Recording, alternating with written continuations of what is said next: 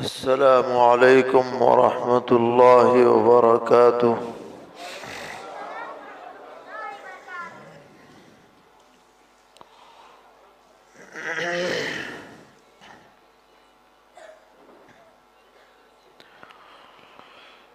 الحمد لله رب العالمين. أشهد أن لا إله إلا الله وحده لا شريك له، وأشهد أن سيدنا ومولانا محمدًا عبده ورسوله، صلى الله تبارك وتعالى عليه وعلى آله وأصحابه وذرياته أجمعين. أما بعد، فأعوذ بالله من الشيطان الرجيم. بسم الله الرحمن الرحيم. وَلْتَكُن مِّنكُمْ أُمَّةٌ يَدْعُونَ إِلَى الْخَيْرِ وَيَأْمُرُونَ بِالْمَعْرُوفِ وَيَنْهَوْنَ عَنِ الْمُنكَرِ، وَأُولَئِكَ هُمُ الْمُفْلِحُونَ. صدق الله مولانا العلی العظیم. معزز علماء کرام، بزرگوں اور بھائیوں، نوجوان ساتھیوں، اور جہاں تک یہ آواز پہنچ رہی ہے ہماری مائیں اور بہنیں، جمعیت علماء کوہیر کی طرف سے یہ اجلاس منعقد ہے، اور اس کا موضوع ہے کہ موجودہ دور میں بحیثیت ایک امتی ہونے کے ہماری کیا ذمہ داریاں ہیں، اور ان ذمہ داریوں کی ادائیگی کے لیے ہم کیا تدبیریں اپنا رہے ہیں۔ یہ ایسا موضوع ہے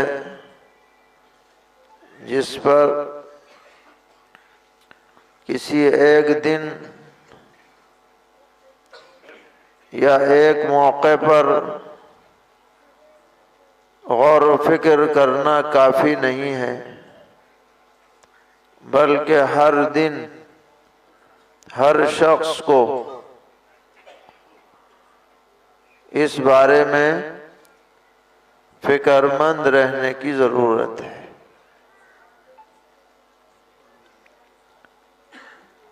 کہ اللہ تبارک و تعالی نے ہمیں محض اپنے فضل و کرم سے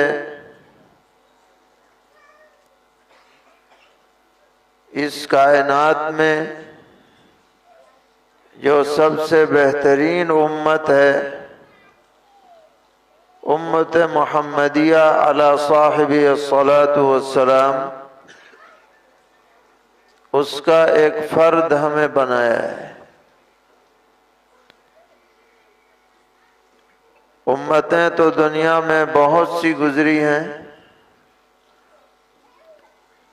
اور آج بھی دنیا میں بہت سے افراد الگ الگ مذہب کے ماننے والے موجود ہیں، لیکن وہ امت جس کو کامیاب امت کہا گیا ہے، جس کو امتوں کا سردار کہا گیا ہے، جس کو خیر الامم کا لقب ملا ہے، وہ سرور عالم خاتم النبیین حضرت محمد صلی اللہ تعالی علیہ وسلم پر ایمان لانے والی امت ہے۔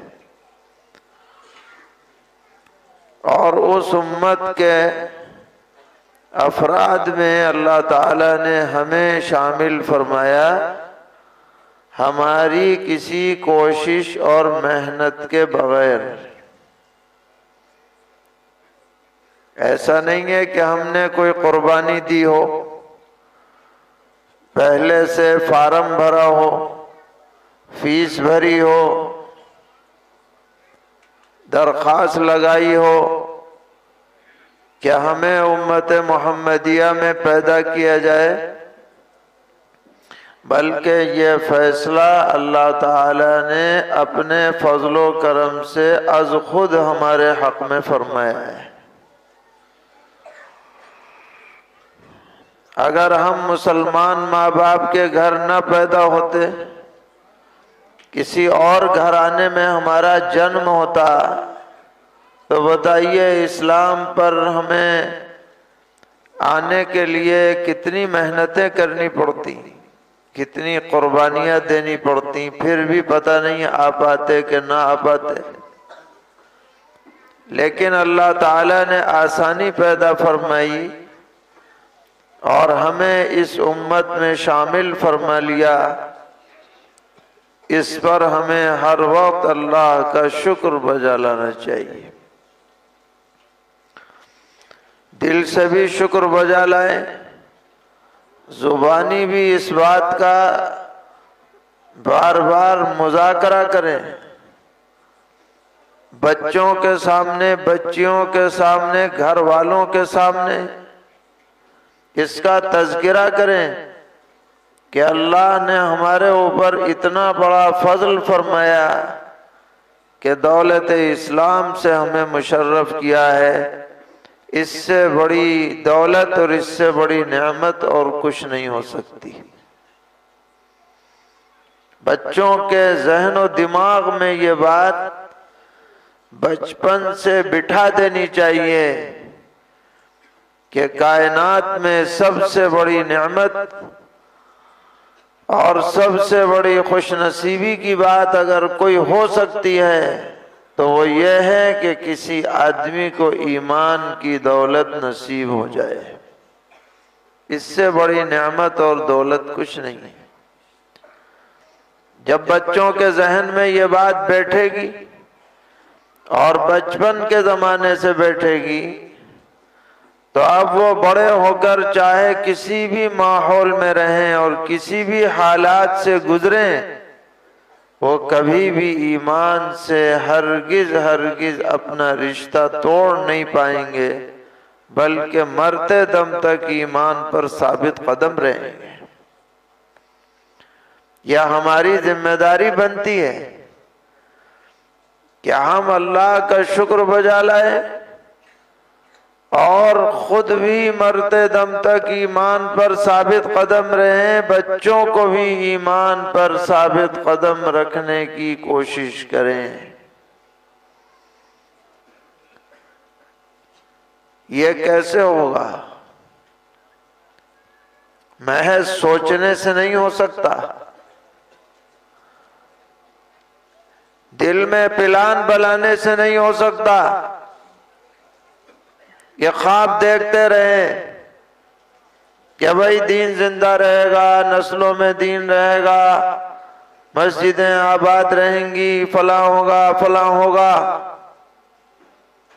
بلکہ یہ دنیا دار الاسباب ہے۔ یہاں ہر چیز سبب کے تابع ہے، سبب کا کوئی شخص انکار نہیں کر سکتا۔ بے شک بھروسہ اللہ تعالیٰ پر کرنا چاہیے، مگر پہلے اسباب اختیار کرو پھر بھروسہ کرو۔ نبی اکرم صلی اللہ تعالی علیہ وسلم نے بعض جنگوں کے موقع پر جو زرہ پہنی، وہ ایک زرہ نہیں 2 زرہیں پہنی۔ زرہ لوہے کا ایک لباس ہوتا تھا کہ اس پر تلوار اثر انداز نہ ہو۔ آپ نے یہ نہیں سوچا کہ میں تو پیغمبر ہوں اور میں تو بھروسہ کر کے بغیر کسی حفاظتی تدبیر کے میدان جنگ میں چلا جاؤں، آپ نے یہ نہیں سوچا، بلکہ تدبیر کی، پھر اللہ تعالیٰ پر بھروسہ کیا۔ تو دنیا کا ہر کام اللہ تعالیٰ نے سبب کے تابع فرمایا ہے۔ آپ بیج ڈالیں گے تو پودا نکلے گا، اگر آپ نے بیج ہی نہیں ڈالا اور خیال کرتے رہے کہ وقت پر پودا نکل آئے گا، تو یہ خیال کبھی بھی سامنے نہیں آئے گا۔ اس کا نتیجہ بیج ڈالنا پڑے گا۔ تو جیسے دنیاوی مقاصد کو حاصل کرنے کے لیے اسباب کی ضرورت ہے، اسی طرح دینی مقاصد کو حاصل کرنے کے لیے بھی اسباب کی ضرورت ہے۔ اور وہ سبب کیا ہے، اس کو بیان کیا گیا ہے اس آیت شریفہ میں۔ فرمایا وَلْتَكُمْ مِنْكُمْ أُمَّةٌ يَدْعُونَ إِلَى الْخَيْرِ، پوری امت کو خطاب کیا جا رہا ہے، امت محمدیہ، کہیں کے بھی رہنے والے ہوں، کسی بھی زبان کے بولنے والے ہوں، کسی بھی ملک کے باشندے ہوں، سب سے خطاب ہے۔ اللہ تعالیٰ فرما رہے ہیں تم میں ایک جماعت ہونی چاہیے، ایک ایسا طبقہ ہونا چاہیے، ایسے افراد ہونے چاہیے جو دعوت الی الخیر کا کام انجام دیں، یدعون الی الخیر وَيَأْمُرُونَ بِالْمَعْرُوفِ وَيَنْهَوْنَ عَنِ الْمُنْكَرِ، معروف باتوں کو بیان کریں، حکم دیں، اور منکر باتوں پر نکیر کریں، منع کریں۔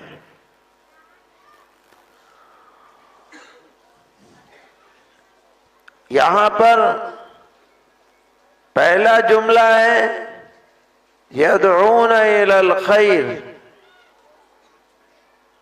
خیر کی طرف دعوت دے رہے ہیں،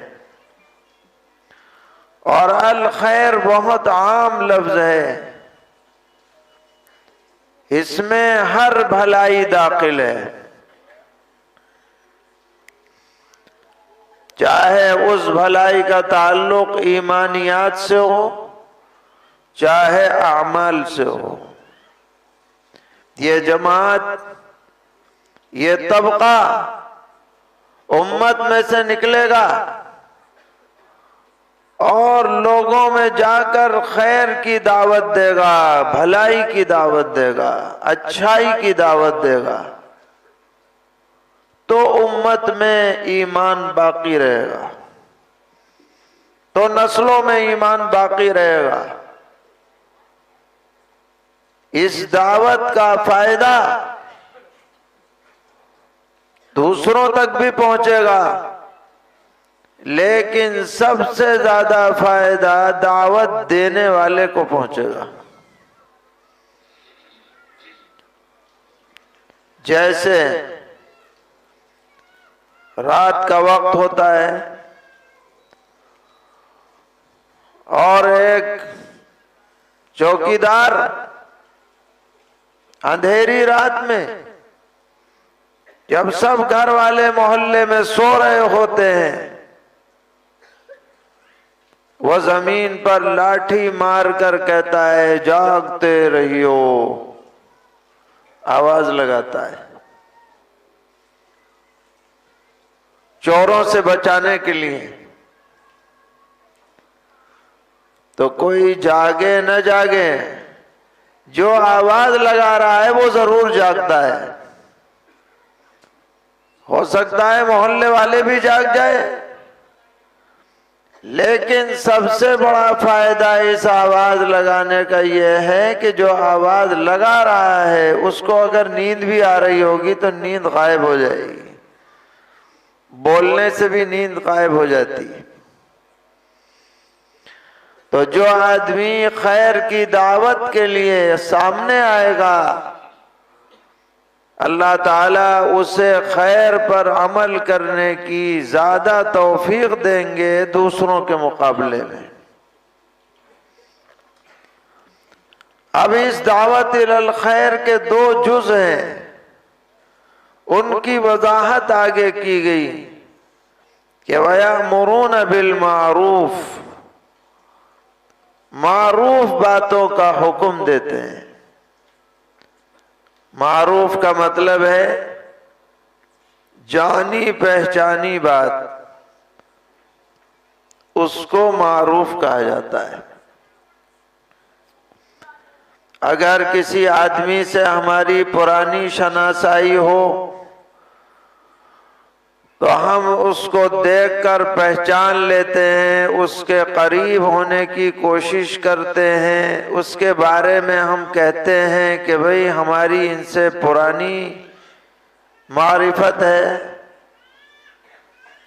ایسے ہی اللہ تعالیٰ یہ کہنا چاہتے ہیں کہ ہر اچھائی سے ایمان والے کی پہچان ہونی چاہیے، دوستی ہونی چاہیے، قربت ہونی چاہیے۔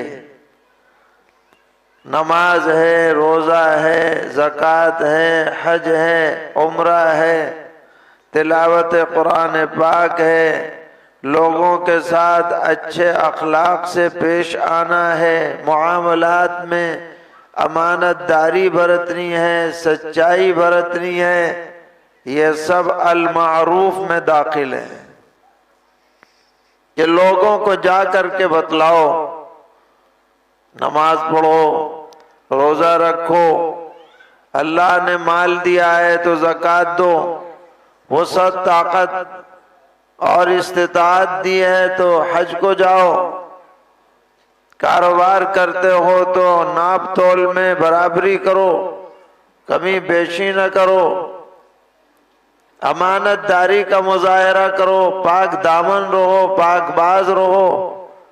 یہ سب المعروف میں داخل ہے۔ یأمرون بالمعروف، یہ آوازیں کان میں پڑتی رہیں گی، یہ بتلائے، وہ بتلائے، فلاں بتلائے، تو جذبہ دل میں ضرور پیدا ہوگا ان باتوں پر عمل کرنے کا۔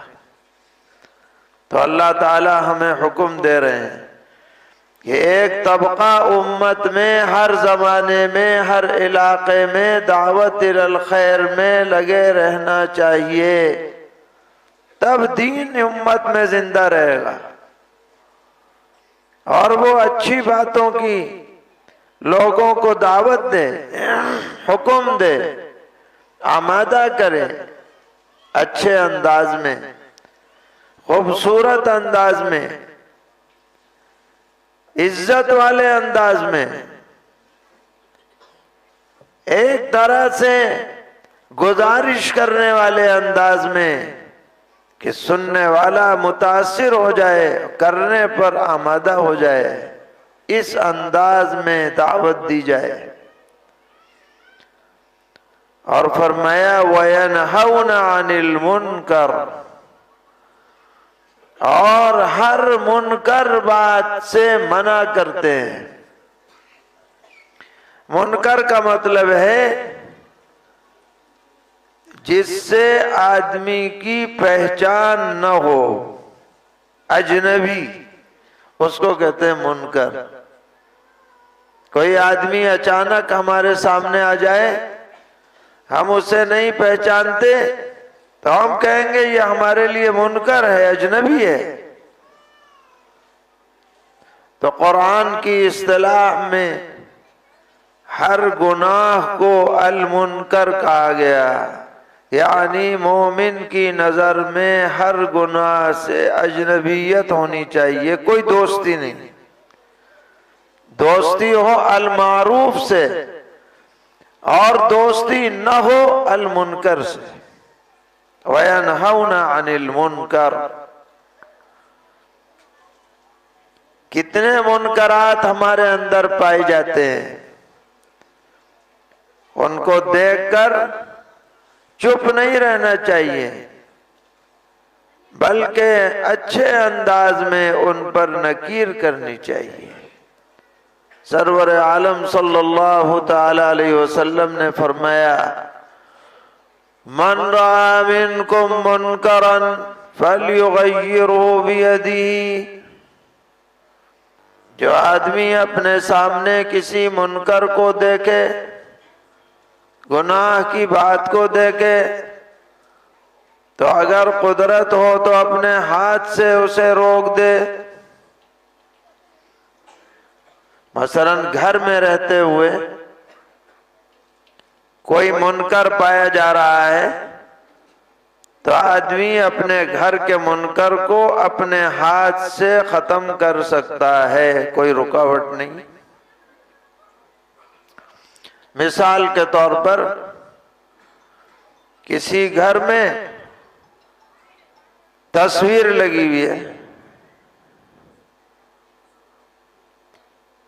اور تصویر عزت کے ساتھ لگی ہوئی ہو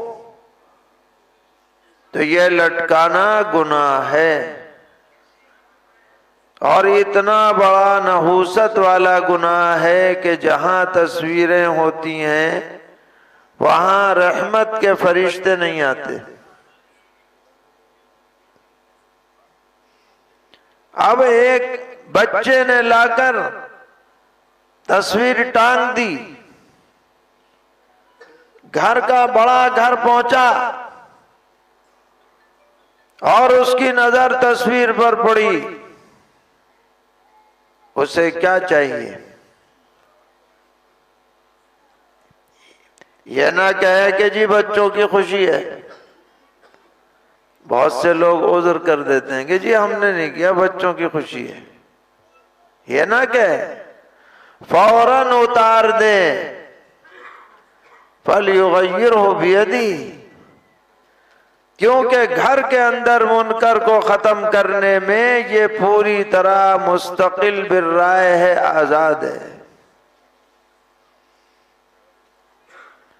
سرور عالم صلی اللہ تعالی علیہ وسلم کو ایک موقع پر صاحبزادی سیدہ فاطمہ رضی اللہ تعالی عنہا نے گھر آنے کی دعوت دی۔ کچھ کھانا پکایا تھا تو سوچا کہ حضور بھی تشریف لے آئے۔ اب جب پیغمبر علیہ السلام تشریف لانے لگے تو آپ کی نظر ایک پردے پر پڑی، اس میں کچھ تصویریں بنی ہوئی تھیں، تو آپ گھر کے دروازے سے دیکھ کر واپس تشریف لے گئے، اندر نہیں آئے۔ سیدہ فاطمہ رضی اللہ تعالی عنہا کو پتہ چلا کہ ابا جان تشریف لائے تھے اور واپس چلے گئے، تو گھبرا گئی، کیا بات ہے؟ اور جا کر کے پوچھا کہ حضرت کیا غلطی ہوئی؟ تو آپ نے فرمایا کہ جس گھر کے اندر اس طرح کی تصاویر ہوں گی میں وہاں نہیں جاؤں گا۔ چنانچہ فوراً اس پردے کو اتروایا گیا، اسے کاٹ دیا گیا۔ یہ ہے تغییر بالید، کہ آدمی مداہنت نہ کرے، اپنے ہاتھ سے ختم کر دے۔ یہ نہیں کہ صاحب بچی نے کیا ہے، بچوں نے کیا ہے، فلاں نے کیا ہے، یہ کوئی عذر اللہ کے ہاں قبول نہیں۔ جو غلط ہے تو غلط ہے۔ آج ہم کتنے لوگ بیٹھے ہیں اپنے گھروں کے اندر شوکیس میں مردوں عورتوں کی تصاویر سجائے رکھتے ہیں۔ نوجوانوں کا خاص مشغلہ ہے، بلکہ بعض بے شرم تو ننگی تصویریں لگائے رکھتے ہیں کیلنڈروں میں اور لٹکائے رہتے ہیں۔ رحمت کے فرشتے نہیں آتے ایسی جگہ، اور جہاں رحمت کے فرشتے نہیں آتے وہ جگہ نحوست والی ہو جاتی ہے۔ نحوست والی، برکت نہیں رہتی، شیطان وہاں کے لوگوں پر مسلط ہو جاتا ہے۔ سرور عالم صلی اللہ تعالی علیہ وسلم نے فرمایا 3 چیزیں اب لوگ جو ہیں شکایتیں کرتے ہیں کہ جی گھر میں تو بہت بے برکتی ہے، اتنی آمدنی ہے، سب ختم ہو جاتی ہے، قرضہ بہت بڑھ گیا ہے، تنگی ہے، فلانی۔ ارے بھائی، برکت کے اسباب تو پیدا کرو، جبھی تو برکت آئے گی۔ نحوست کی چیزوں سے بچو تو اللہ تعالیٰ برکت سے نوازیں گے۔ اس لیے ہم اس مجمع میں سبھی احباب سے گزارش کریں گے کہ ہمارے گھروں میں تصاویر نہیں ہونی چاہیے، ہم یہ ارادہ کریں، اور یہ تحریک چلانی چاہیے کہ گھر تصویر فری ہیں۔ تصویروں کی عزت دینا یہ اسلام کی روح کے خلاف ہے۔ تصویروں سے دلچسپی رکھنا یہ اسلامی تعلیمات کے خلاف ہے۔ علماء نے لکھا ہے 5 وجوہات سے تصویریں ناجائز ہیں، 5 وجوہات سے جاندار کی تصویریں، جس میں نمبر 1 ہے کہ اللہ کی تخلیق کی صفت سے آدمی اپنی مشابہت پیدا کرنا چاہتا ہے کہ اللہ نے بنایا، لو ہم نے بھی بنایا۔ اللہ کو یہ بات منظور نہیں، کیونکہ تخلیق یہ صرف اللہ کے ہاتھ میں۔ اسی لیے تصویر بنانے والوں سے قیامت میں کہا جائے گا اس میں جان ڈالو، کوئی جان ڈال نہیں پائے گا۔ دوسری وجہ یہ ہے کہ تصویریں جب ہوتی ہیں تو آدمی ان تصویروں کی تعظیم کرنے لگ جاتا ہے۔ اپنے بڑوں کی تصویروں کو اعزاز سے لگائے گا، پیر صاحب کی تصویر ہے بھائی، فلانے کی تصویر ہے بھائی۔ بت پرستی کی دنیا میں ابتدا تصویروں کے ذریعے ہوئی ہے۔ حضرت نوح علیہ السلام کے زمانے میں جو بت پرستی پھیلی وہ اسی طریقے سے پھیلی۔ شیطان نے پٹی پڑھائی، نماز پڑھو اللہ کے لیے، ان پیر صاحب کی تصویر رکھ لو تاکہ نماز میں خشوع و خضوع پیدا ہو جائے، اور چلتے چلتے اللہ کو تو بھول گئے، ان پہ پڑ گئے۔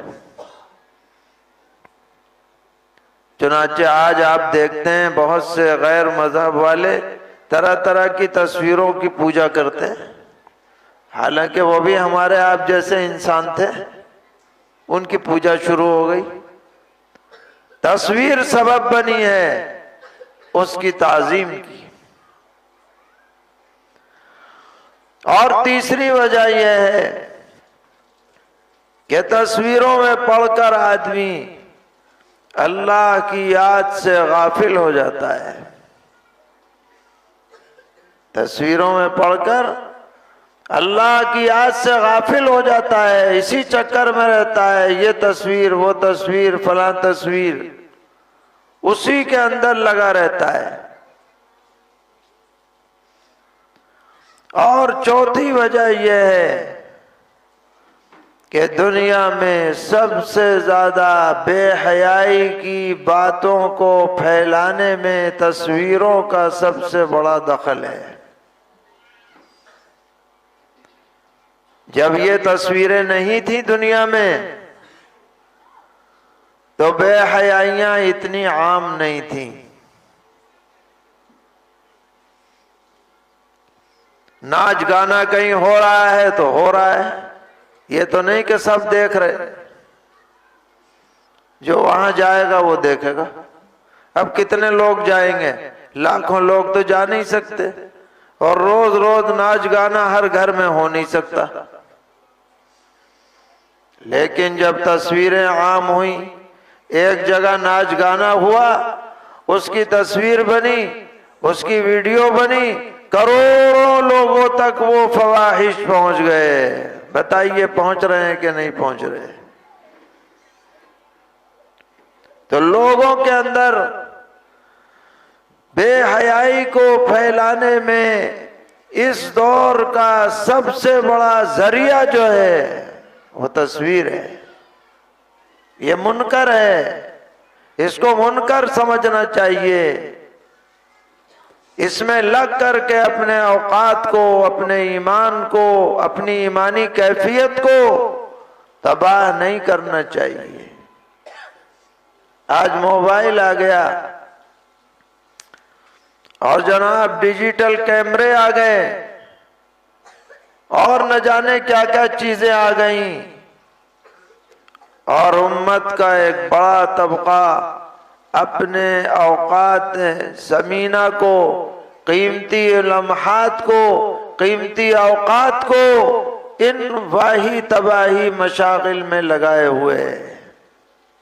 یہ المنکر ہے، اس پہ نکیر ہونا۔ اداکار کی جو ہے سیلفی لے لو، بس اس کو بہت یادگار سمجھتے ہیں، وہ سب لگا رکھی تھی انہوں نے۔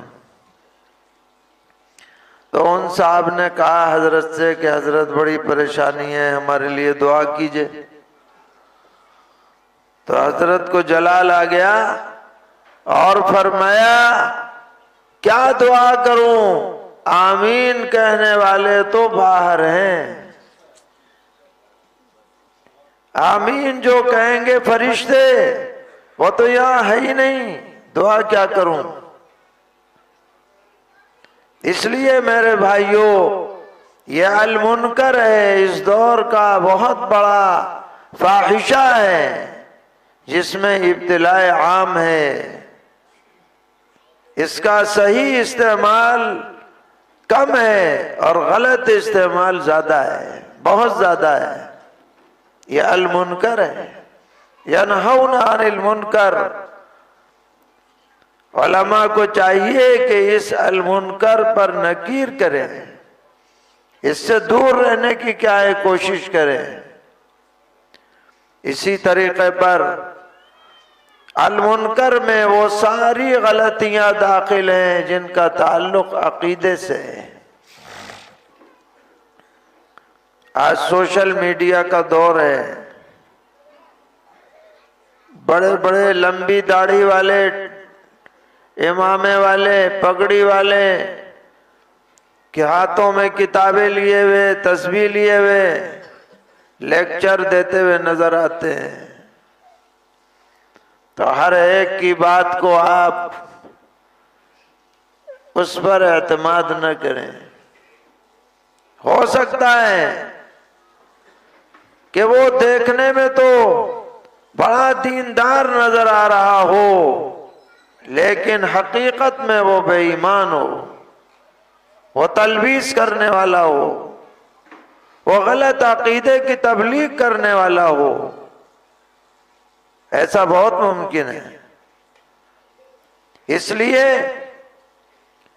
عقیدے کو درست رکھنا ہے، اللہ کی ذات و صفات پر عقیدہ، فرشتوں پر عقیدہ،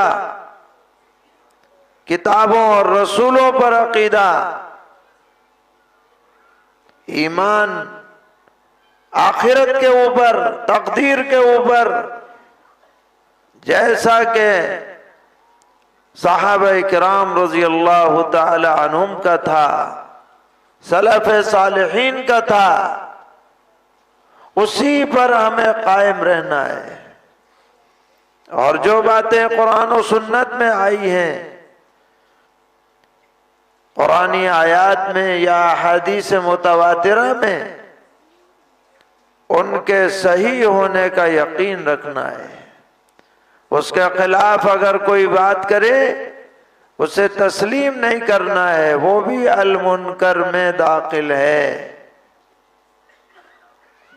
بہت سے لوگ کہہ دیتے ہیں کہ بھائی سب ٹھیک ہے، یہ بھی ٹھیک ہے وہ بھی ٹھیک ہے، کوئی اختلاف کی بات نہ کرو، تمہیں جو اچھا لگے وہ تم کر لو، ہمیں جو اچھا لگے ہم کر لیں۔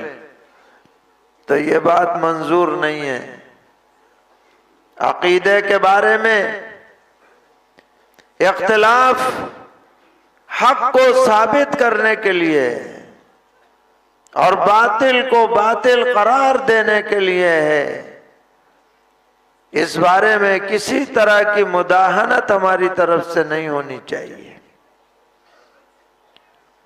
بہت سے لوگ بہت سی غلط باتیں عوام میں چلا دیتے ہیں، غلط نظریات لوگوں میں بیان کر دیتے ہیں، آیتوں کی غلط تشریحات کر دیتے ہیں، غلو آمیز باتیں بیان کر دیتے ہیں۔ ان پر اعتماد نہیں کرنا، اپنے معتمد اور ثقہ علماء پر جو آپ کے ارد گرد مدارس میں کام کر رہے ہیں، خدمت انجام دے رہے ہیں، ان سے رابطہ رکھیں۔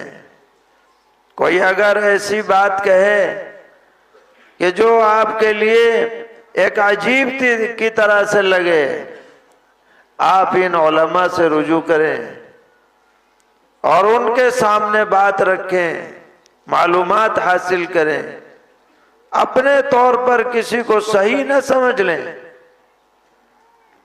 یہ تعلیم دی جا رہی ہے کہ منکر کو منکر کہو، برائی کو برائی کہو، غلط کو غلط کہو، غلط کو صحیح قرار دینے کی کوشش نہ کرو۔ وَيَنْهَوْنَ عَنِ الْمُنْكَرِ، فرمایا کہ جو یہ تینوں کام کریں گے، دعوت الی الخیر، امر بالمعروف اور نہی عن المنکر، یہی لوگ در حقیقت کامیاب ہونے والے ہیں، فلاح پانے والے ہیں اور آخرت میں سرخ روح ہونے والے ہیں۔ ہمیں انہی لوگوں میں اپنے کو شامل کرنا ہے۔ یہ جلسے، یہ کا کام ہر آدمی پر اس کی حیثیت اور رتبے کے اعتبار سے لازم ہے۔ علماء کا کام ہے سب کو صحیح بات بتلائے، ہمارا کام ہے کہ ہم اپنے دائرے اثر میں جن پر ہمارا بس چلتا ہے ان میں ہم دین قائم کریں، اپنے بچوں پر، بچیوں پر، گھر کی عورتوں پر، ان کے اوپر تو ہمارا بس چل سکتا ہے، وہاں یہ عذر نہیں چلے گا کہ بھائی مولانا صاحب نے کر دیا وہ کریں آ کر۔ نہیں، ہر آدمی کو اپنے دائرے اثر میں کام کرنے کی ضرورت ہے۔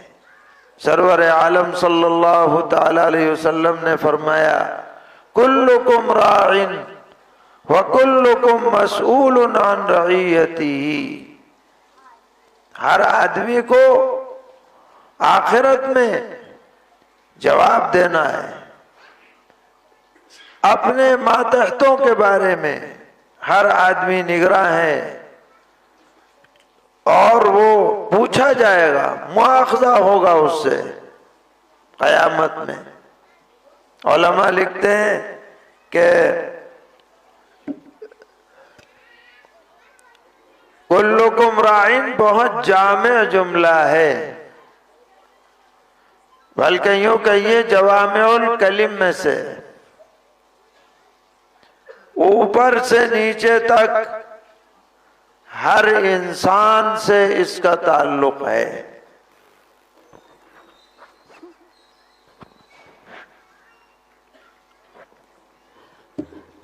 فرمایا کہ بادشاہ ہے تو اپنے ماتحتوں کے ساتھ کیا عمل ہے اس کو پوچھا جائے گا۔ کوئی امیر ہے، ذمہ دار ہے، اپنے ماتحتوں کے بارے میں اس سے سوال ہوگا۔ گھر کا مالک ہے، شوہر ہے تو گھر والوں کے بارے میں سوال ہوگا۔ آقا ہے تو اپنے غلام باندیوں کے بارے میں سوال ہوگا۔ اور ایک عجیب بات لکھی بعض شارحین نے کہ جو تنہا ہے اس سے اپنے اعضاء کے بارے میں سوال ہوگا، گویا اس کے اعضاء اس کی رعیت ہے۔ بھئی یہ ہمارا ہاتھ جو اٹھتا ہے ہمارے ارادے سے تو اٹھے گا، یہ آنکھ جو دیکھتی ہے ہمارے نیت اور ارادے سے تو دیکھے گی، خود نہیں دیکھتی۔ یہ ہمارے ماتحت ہیں، ان کے بارے میں ہم سے سوال ہوگا۔ ان السمع والبصر والفؤاد کل اولئک کان عنہ مسئولا۔ کان ہو، آنکھیں ہوں، دل ہو، یہ سارے اعضاء قیامت میں اللہ تعالیٰ کے ہاں جواب دہی ہوگی۔ بتاؤ آنکھوں سے کیا دیکھا، بتاؤ کانوں سے کیا سنا، بتاؤ دل میں تم نے کیا جمایا۔ اگر آنکھوں کی حفاظت کی ہوگی تو آدمی سرخ رو ہوگا، اور آنکھوں سے بد نظری کی ہوگی خدا نہ کرے اور توبہ نہ کی ہوگی تو آدمی کو ذلت سے دوچار ہونا پڑے گا۔ کان سے اگر اچھی باتیں سنی ہوں گی سرخرو ہو جائے گا، اور کان سے گانے باجے کا شوق رہا ہوگا اور توبہ کیے بغیر مر گیا ہوگا تو بھاری پڑ جائے گا سننے۔ اسی طرح دلوں میں کینہ، بغض و عناد اگر بٹھایا ہوگا، غلط باتیں بٹھائی ہوں گی تو بھی آدمی کے لیے بچنا مشکل ہوگا۔ اس لیے آج ہم سب یہ ارادہ کریں کہ اپنی اصلاح کریں گے اور اپنی ذمہ داریوں کو پورا کریں گے، گھر کے افراد کو دیندار بنائیں گے، بچوں میں دین کو عام کریں گے، بچیوں کے اندر عفت، پاک دامنی، پاک بازی کی صفت پیدا کریں گے، اپنے کاروبار میں حلال حرام کا لحاظ رکھیں گے، اپنی ازدواجی زندگی کو سنت اور شریعت کے مطابق گزاریں گے۔ یہ آج ہم یہ ارادہ کریں تو انشاءاللہ یہاں جمع ہونا اور ہمارا یہاں بیٹھنا سننا وہ ہماری نجات کا سبب بنے گا۔ اور اگر سن کر کے سنی ہو کے چلے گئے کہ بھائی واہ واہ ہو گئی بات، جو سنا وہیں چھوڑ دیا، تو پھر ہم ظاہر ہے کہ ہم پوری طرح فیضیاب اور مستفید نہیں ہو پائیں گے۔ بہرحال آپ حضرات کا شکریہ کہ آپ نے محنت کی اور اتنی بڑی تعداد میں آپ یہاں جمع ہوئے۔ اللہ اس مجمع کو قبول فرمائے اور ہم سب کے لیے اصلاح کے اور خیر کے فیصلے فرمائے، اور ہر طرح کے شرور سے، منکرات سے، معاصی سے، غلطیوں سے ہماری حفاظت فرمائے۔ وصلی اللہ تعالی علی خیر خلقہ محمد وعلی آلہ واصحابہ وذریاتہ اجمعین۔